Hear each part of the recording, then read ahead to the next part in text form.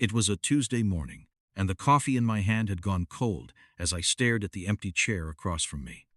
For 42 years, Jennifer and I had shared breakfast at this very oak table. Now, only 3 days ago, I thought I knew what heartbreak felt like.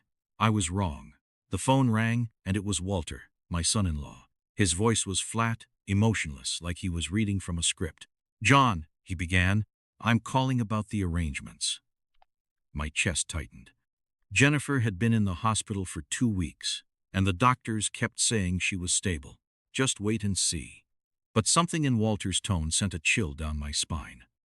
"What arrangements?" I asked, though a part of me already knew. "The funeral," he said, as if it were the most natural thing in the world. "It's done. Jennifer was buried yesterday afternoon." The words hit me like a physical blow. The phone nearly slipped from my trembling hand. "Buried? What do you mean? Where? When?" I stammered, my mind reeling.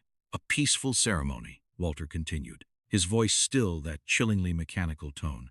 "Small, intimate, just immediate family." Immediate family. The words echoed in my head, mocking me. I was her husband of 4 decades. If anyone was immediate family, it was me. "Walter, I don't understand. Where was I? Why wasn't I told?" There was a pause, and then I could almost hear the smirk in his voice. "We didn't want strangers there, John. Jennifer wouldn't have wanted that." "Strangers?" He called me a stranger at my own wife's funeral. I sat there in instant silence, the phone pressed against my ear, listening to the frantic pounding of my own heart. Through the kitchen window, I could see the garden Jennifer had tended for 25 years. Her roses were still blooming, vibrant red, as if they didn't know their caretaker was gone. "You had no right," I whispered, my voice barely audible. "Actually, John, we had every right. Olivia is her next of kin, and as her husband, I was acting on her behalf. The doctor said Jennifer's condition was deteriorating rapidly, and we had to make quick decisions. Next of kin. Our daughter, Olivia, was 35 years old, married to this man for 8 years, and apparently, she had decided that her own father didn't deserve to say goodbye to her mother." "Where is she buried?" I asked, my voice stronger now, fueled by a growing anger that surged through my veins. "Meadowbrook Cemetery, Section 12, simple headstone. Like she would have wanted. Like she would have wanted." How would Walter know what Jennifer would have wanted? In all the years they'd been married, I'd watched him treat my daughter well enough, but he barely spoke to Jennifer beyond polite pleasantries at family dinners. Yet here he was, acting like he knew her final wishes better than her own husband. "I'm going there now," I said, already standing, the chair scraping against the floor. "That's your choice, John. But don't expect any grand gestures. It's done. She's gone." The line went dead. I stood in my kitchen, holding the silent phone, feeling like the world had shifted beneath my feet. Everything looked the same, the morning light streaming through the yellow curtains. Jennifer had sewn herself, the ceramic rooster she'd bought at a garage sale 15 years ago, the coffee maker still gurgling. But nothing was the same. Nothing would ever be the same again. I grabbed my keys and headed for my truck. The drive to Meadowbrook Cemetery took 23 minutes, and with every mile, my confusion deepened. How had this happened? How had my own family excluded me from the most important moment of my life? Jennifer and I had talked about death, of course. When you've been married as long as we had, when you're both past 60, it's not a conversation you can avoid forever. But in all those talks, sitting on the porch swing on summer evenings, or lying in bed during sleepless nights, she had never once mentioned wanting a small ceremony. If anything, she'd always said she wanted a celebration, wanted people to remember the good times. The cemetery gates were open when I arrived, black iron twisted into elaborate scrollwork that now just looked tired. I drove slowly through the winding paths, past rows of granite headstones, looking for Section 12. When I found it, my heart sank. There, in a corner spot beneath a small oak tree, was a simple gray headstone with Jennifer's name etched into the stone. Jennifer Marie Harrison, beloved wife and mother. The dates showed she was 60 years old when she died, taken too soon. I knelt beside the grave, the grass still loose and dark where it had been recently disturbed. The earth smelled fresh and damp, mixed with the scent of pink roses, Jennifer's favorites, someone had left on the grave. But as I knelt there, something felt wrong. The grave looked new, too new. The headstone was pristine, without a single mark of weathering. Even the fastest monument companies needed at least a week to engrave and install a headstone, especially something this elaborate. I ran my fingers over the carved letters of her name, and that's when I noticed something else. The dates were wrong. Not the birth date, that was correct. March 15th, 1964. But the death date showed October 13th, yesterday, Monday. Walter had said she was buried yesterday, Tuesday, but the headstone said she died on Monday. I pulled out my phone and called the hospital where Jennifer had been staying. After being transferred 3 times, I finally reached her nurse, a kind woman named Sarah, who had been taking care of my wife for the past week. "Mr. Harrison, I'm so sorry for your loss. How are you holding up?" she asked. "Sarah, can you tell me when exactly Jennifer passed away?" There was a pause. "Sir, Mrs. Harrison was transferred on Monday morning. I assume she was going home with family." "Is everything all right?" "Transferred. Not deceased. Transferred." "Sarah, who authorized the transfer?" "Let me check the records. It says here that her daughter, Olivia Watson, signed the discharge papers. Medical transport picked her up around 10:00 a.m. Monday morning." I hung up without saying goodbye, my hands shaking as I stared at the headstone in front of me. Jennifer hadn't died. She had been transferred from the hospital by our daughter. And somehow Walter and Olivia had arranged for this grave, this ceremony, this elaborate lie. But why? I drove home in a daze, my mind racing through possibilities, each one more unsettling than the last. By the time I pulled into my driveway, the sun was setting, casting long shadows across the yard Jennifer had loved so much. The house felt enormous and empty as I walked through the front door, the silence pressing against me like a weight. I went to our bedroom and opened the closet, pulling out Jennifer's favorite sweater, a soft cashmere in a shade of pale blue. I buried my face in it, inhaling her scent, trying to find some comfort in the familiar. But all I found was a deeper sense of betrayal. How could Olivia do this? How could she conspire with Walter to fake her own mother's death? And where was Jennifer now? I spent the next few hours pacing the house, calling every friend and relative I could think of, but no one had heard from Jennifer. They all offered their condolences, believing the lie that she was gone. The desperation grew with every unanswered call, every dead end. I felt utterly alone, isolated by a deception so cruel I could barely comprehend it. As darkness fell, I slumped onto the sofa, the weight of the day pressing down on me. I felt a flicker of hope when my phone buzzed. It was an unknown number. I answered, my voice hoarse. "Hello," a shaky voice, barely a whisper, came through the line. "John, is that really you?" It was Jennifer. My heart leaped into my throat. "Jennifer, my God, where are you? Are you all right?" A sob escaped her lips. "I don't know, John. They're keeping me somewhere. I don't know where. What are you doing with my life?" Her words, "What are you doing with my life?" pierced me. She thought I was involved, or at least that I knew what was happening. "Jennifer, I swear, I had no idea. Walter told me you were dead, that they buried you yesterday. I've been to your grave." Another sob. "My grave? What are you talking about?" I quickly explained everything. Walter's call, the fake funeral, the headstone, the hospital transfer. As I spoke, her initial confusion turned to horror. "They're trying to steal everything, John. Our house, our savings, everything we've worked for. They made me sign papers. They said if I didn't, they'd hurt you." My blood ran cold. This wasn't just about money. It was about control, about destroying our lives. "Where are you, Jennifer? Can you tell me anything about where you are?" She described a house with blue shutters, a red mailbox, and a red barn in the distance. She thought it was about an hour outside town, and she could see a water tower with writing on it. "They took my phone, but I found an old one in a drawer. I have to be careful. Walter comes in and checks on me." I told her to stay strong, that I would find her no matter what. After we hung up, I immediately called my old friend, Dan, who was now the county sheriff. He listened patiently as I recounted the unbelievable story.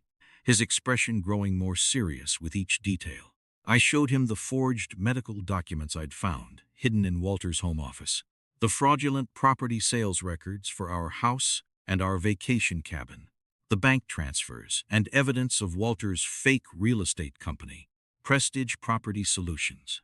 John, if even half of this is true, we're talking about multiple felonies, Dan said, leaning back in his chair, arms crossed. Elder abuse, fraud, forgery, identity theft. The list goes on. It's all true, Dan, and there's more. I showed him Jennifer's photo of the forged will, and then the messages she had sent me from her captivity. My wife is alive, and she's being held against her will. I need you to help me find her. Dan picked up his desk phone. Sally, I need you to pull everything we have on Prestige Property Solutions and run a background check on Walter Watson. Also call Dr. Martinez and ask him to come in with those fraudulent medical documents. He hung up and looked at me directly. John, I'm going to be straight with you. This is the kind of case that destroys families permanently. If we move forward with this investigation, there's no going back. Are you prepared for that? I thought about Jennifer, alone and frightened, believing her own family had turned against her. I thought about 42 years of marriage, of building a life together, of the promise I had made to love and protect her until death was part.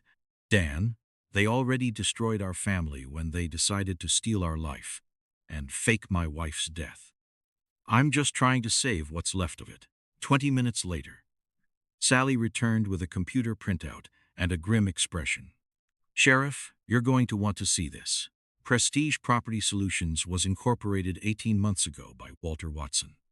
But get this, the business address is a P.O. box, and the phone number goes to a voicemail service. There's no actual office. She handed Dan another sheet of paper. And here's Walter's background check. He's got 2 prior arrests for financial fraud in Alabama, both from before he married Olivia. Charges were dropped in both cases due to insufficient evidence. Financial fraud. My son-in-law was a career criminal, and my daughter had either been fooled by him or had become his willing accomplice. The thought made my stomach turn. There's more, Sally continued. I called the county clerk's office about those property sales. They said it was unusual because both sales were handled as emergency liquidations, which means they bypass the normal waiting periods and inspection requirements. Someone paid extra fees to rush them through? Dan nodded grimly. What about the death certificate they used at the bank? That's the interesting part. I called the Vital Records office, and there's no death certificate on file for Jennifer Harrison. Whatever they showed the bank was completely fabricated. The evidence was overwhelming, but I still needed to find Jennifer. I pulled out the photo she had sent me of the house where they were keeping her. The blue shutters, the red mailbox, the red barn in the distance. Dan, can you help me locate this house? Jennifer said it was about an hour outside town, and she could see a water tower with writing on it. Dan studied the photos, then called in one of his deputies, a young man named Rick, who had grown up in the area. Rick, take a look at these photos. Do you recognize this location? Rick squinted at the screen, then his face lit up. That looks like the old Morrison place. No relation to you? Sheriff. It's about 45 minutes out on County Road 12. Been empty for years, but I heard someone was renting it recently. Who owns the property now? Let me check the county records. Rick disappeared and returned 10 minutes later with a property deed. It's owned by something called Harrison Family Trust, purchased 6 months ago for $68,000. The Harrison Family Trust. Again, Walter had been planning this for at least 6 months, long enough to buy a remote property where he could hide Jennifer while they executed their plan. Dan stood up and reached for his equipment belt. John, I want you to stay here while we check out this property. If Jennifer is being held against her will, this becomes a hostage situation, and I can't have civilians involved. Dan, she's my wife. I'm not sitting here while you're going to the district attorney's office to file formal charges, he interrupted. We need to move fast on this because if Walter realizes we're investigating, he might panic and do something desperate. An hour later, I was sitting across from District Attorney Patricia Hernandez, a sharp woman in her 50s, who listened intently as I recounted the entire story. She took notes constantly, occasionally asking for clarification or requesting to see specific documents. Mr. Harrison, based on what you've shown me, I'm prepared to file charges for elder abuse, fraud, forgery, identity theft, and kidnapping. But I want to be clear about something. If your daughter was involved in planning this conspiracy, she will face the same charges as her husband. The reality of that statement hit me like a physical blow. My daughter, the little girl I had taught to ride a bike and helped with homework, could be facing years in prison. But then I thought about the forged signatures, the manipulated bank accounts, the elaborate deception that had torn our family apart. Patricia, I understand. Justice has to be blind, even when it involves family. My phone buzzed with another message from Jennifer. This time, it was a photo of Walter and Olivia. They were at our house, packing up our belongings. The raid on the Morrison place was swift and decisive. Dan's team, armed with a search warrant, found Jennifer locked in a small, dusty room, disoriented but unharmed. Walter and Olivia were nowhere to be found. They had fled, alerted by something, perhaps a news report or a panicked call, but the evidence they left behind was damning. The forged documents, the bank statements, the entire paper trail of their elaborate scheme. Jennifer was weak but alive, and seeing her, truly seeing her, was the greatest relief of my life. She clung to me, sobbing, repeating, "I knew you'd come for me, John. I knew you wouldn't let them get away with it." The manhunt for Walter and Olivia lasted for weeks. They were eventually apprehended, trying to cross the border into Mexico, using fake passports. The trial was long and emotionally draining. Olivia, facing the full weight of the law, eventually broke down and confessed, implicating Walter as the mastermind. She claimed she was manipulated, scared, and desperate, but admitted to her active role in the deception. Walter, ever the smooth talker, tried to deny everything, but the mountain of evidence, combined with Olivia's testimony, was insurmountable. Both were convicted. Walter received a lengthy prison sentence, and Olivia, due to her cooperation and a plea deal, received a shorter sentence, along with a mandate for extensive therapy and community service. The aftermath was a whirlwind of legal battles to reclaim our assets. The house, the cabin, our savings. Much of it was recovered, but not without significant financial and emotional cost. We were left with a fraction of what we had worked for, our retirement plans shattered, but we were alive and we were together. The most difficult part was navigating our relationship with Olivia. After her release, she reached out, seeking forgiveness. Jennifer and I debated endlessly. How could we forgive such a betrayal? How could we trust her again? We decided to meet her, cautiously, in a neutral setting. Olivia was a shadow of her former self, humbled and remorseful. She explained how Walter had preyed on her insecurities, her desire for a better life, slowly drawing her into his web of deceit. She expressed deep regret for the pain she had caused, especially to her mother.